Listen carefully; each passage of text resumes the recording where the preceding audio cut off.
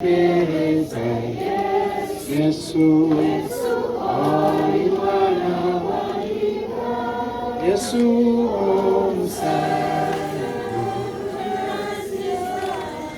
Nebaza.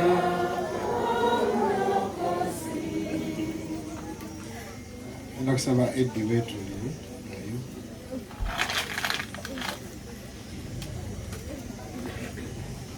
Kitalo nnyo, kitalo ddala olw'okufiirwako muto waffe. Maama Mukama akugumye, taata Mukama akugumye. Annange okufa tekumanyirikika, ate naddala okw'omwana omuto, naye nze njagala kubagumya. Katonda yagaba era yajawa. Katonda akugumye maama, Katonda atugumye ffenna. Ebigambo byange nange tebijja kuba bingi nnyo, wabula kanjogere ku ssuubi eriri mu kufa. Olunaku lumu Omwana wa Katonda yajja ku nsi kuno n'atubuulira ye ly'ekkubo, ye ge mazima era bwe bulamu. Era nsanyuse nnyo bwe ndabye omusaalaba abagutadde sisita waffe wagalamidde.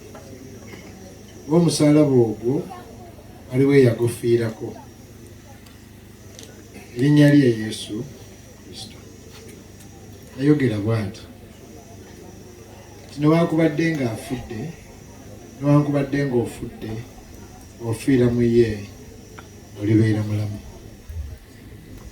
Tulina essuubi maama, tulina essuubi taata.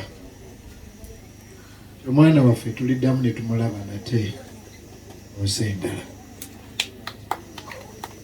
Essuubi lyokka ndowooza bafaaza lye baayogedde edda, enzikattiriza okkaatiriza. Basebo ne bannyabo, Yesu Kristo emisumaali gy'amuyitamu ku guno omusaalaba, n'avumibwa, n'afugibwa amalusu, ne bamuvuma buli kibi. Ku lwaki? Emisumaali gy'ayitamu ye gwe obeere obulungi olunaku lw'olifa. Ne bw'oba tomwagala nga tomuwulirangako, okubireko mu ngalo. We have the most beautiful God.